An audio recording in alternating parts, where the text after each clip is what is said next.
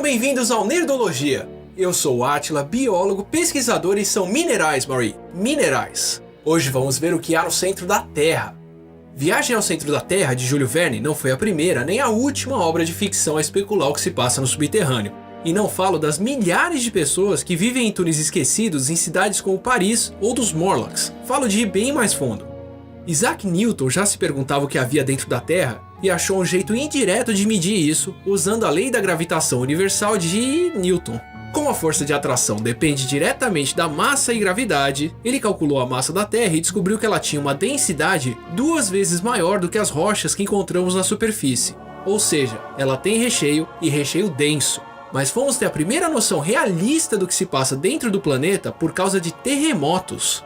Quando um terremoto acontece, o deslocamento do solo gera 2 tipos de onda. A primeira é uma onda para frente e para trás, chamada de onda P de primária. A segunda, que parece mais do que estamos acostumados, é uma onda para o lado, chamada de S de secundária. Das duas, a onda P é a mais rápida e viaja em qualquer meio, enquanto a onda S não consegue atravessar líquidos.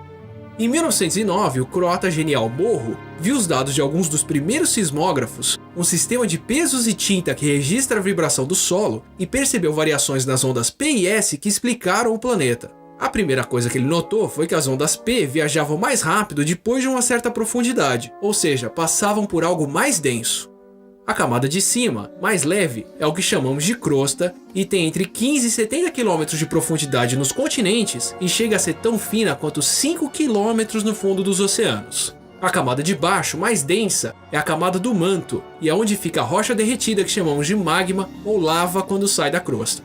A maiores distâncias, Morro percebeu que as ondas P sumiam em uma região de sombra. Para isso acontecer, elas tinham que passar por uma região bem diferente no centro do planeta. E em um grande pedaço não se via nenhuma onda S, ou seja, o manto que forma 2.900 km de profundidade do meio da Terra é mais denso e tem um miolo líquido. Se fosse oco, nenhum tipo de onda poderia passar por lá. Esse núcleo que fica embaixo do manto é formado por uma camada externa de níquel e ferro líquido girando, que gera o nosso campo magnético, e tem um centro de ferro sólido, uma bola de ferro de 1.200 km de raio. Foi com esse ultrassom gerado por terremotos que Morro descobriu o que tem dentro da Terra. O calor de dentro do planeta vem da época em que ele foi formado por cometas colidindo e principalmente pelo decaimento de materiais radioativos como o urânio, que o manto tem de monte. Dá para se ter uma boa noção desse calor em locais onde o magma sobe até a crosta, como as águas quentes de Caldas Novas. E também quando cavamos. A cada quilômetro que descemos da crosta, a temperatura do solo aumenta de 10 a 25 graus Celsius. O que garante que, se tivermos dinossauros ou graboides no subterrâneo, eles estão bem cozidos. Esse calor e a pressão causada pelo solo tornam um verdadeiro inferno qualquer tentativa de descobrir em mais detalhes como é o manto. Mesmo explorações em camadas superiores como o pré-sal são absurdamente complicadas, e só são tentadas porque o petróleo compensa. Na bacia de Campos foram gastos mais de 240 milhões de dólares para perfurar o poço de Paraty.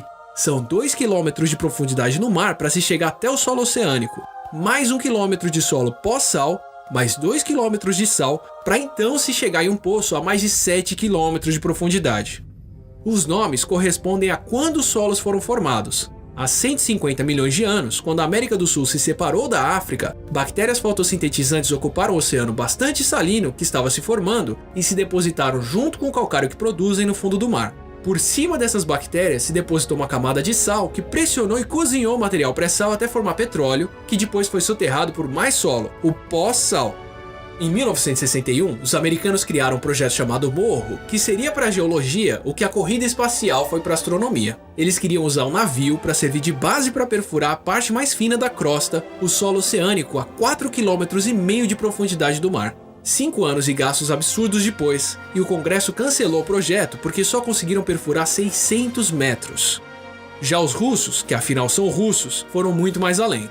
No poço superfundo de Kola, perfuraram de 1970 a 1992 mais de 12 quilômetros, o ponto mais fundo da crosta da Terra que já atingimos.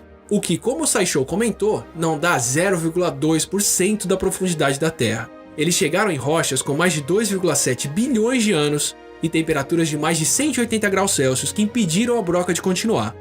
E não, ninguém parou de perfurar porque ouviram gritos de lamento vindo lá do fundo. São russos. Se ouvissem isso, iam achar que era culpa da vodka e continuar cavando. Eles não ligaram nem pra uma explosão gigante no céu. Se tem alguma coisa de oca na Terra, é a cabeça de quem propôs essa ideia. Não se esqueça de curtir e compartilhar o vídeo e assine o nosso canal para mais teimosia russa e até a próxima quinta.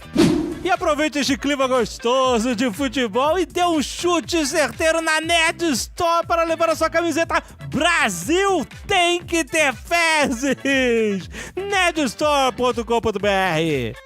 Por favor, críticas, comentários, sugestões aqui embaixo e nos nossos perfis no Twitter e no Facebook.